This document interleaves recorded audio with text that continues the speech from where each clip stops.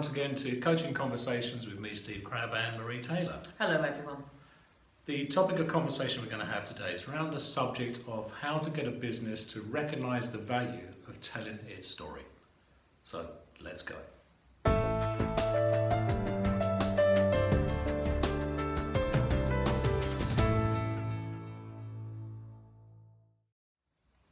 Marie, why is it important that a business recognises that it has a story?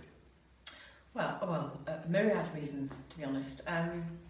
But for simple things, even just some simple things like having the story straight and having the story that they need and want to tell about their business in order to attract stakeholders. So it might be as simple as in order to attract the right people to come and work for them, in order to attract money, funding, in order to help people to buy from them. You know, all these stakeholders that are interacting with the business want to develop a relationship with the business, and very often what they're really developing is a relationship with the story that the business tells about itself. How often do you encounter a business that tells a story that is not the story that is the one you see? Now I think that happens quite a lot.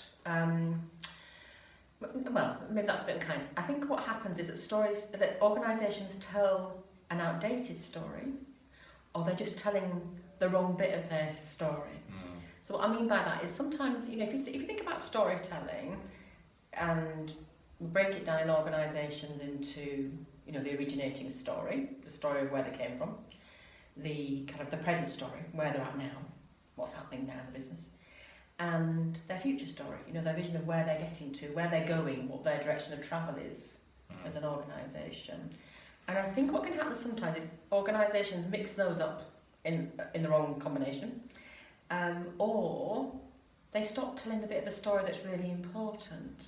So they might get hooked in, for example, to, you know, kind of glory story of days gone past. You know, we came from... When they won the awards. Yes. Yeah. When they were the top of the market. Yes. Yeah. Or, you know, we started in a shed with £2.50 and a sticky back plastic and a piece of paper.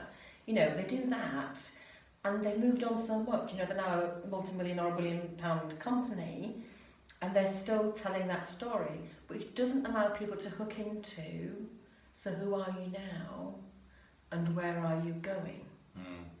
So for some people, they won't hook into the historical story. They're looking for the take me somewhere story. Yes. So business needs to get used to telling all of those three stories.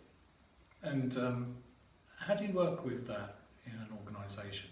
Or is that something which is beyond this conversation? Well, I actually think that there's a bigger conversation to be had, and maybe we could cover that in another conversation. There's a bigger conversation to be had about sometimes what I see is a different story. So a business is telling me a story, and I've, you know, walked around the business, been in the business, and I can see it's not how I experience the organisation. You know, what you're selling as your culture or the way that you do things doesn't match. Yeah. That's probably a different... rose-tinted spectacles. Yes. Yeah.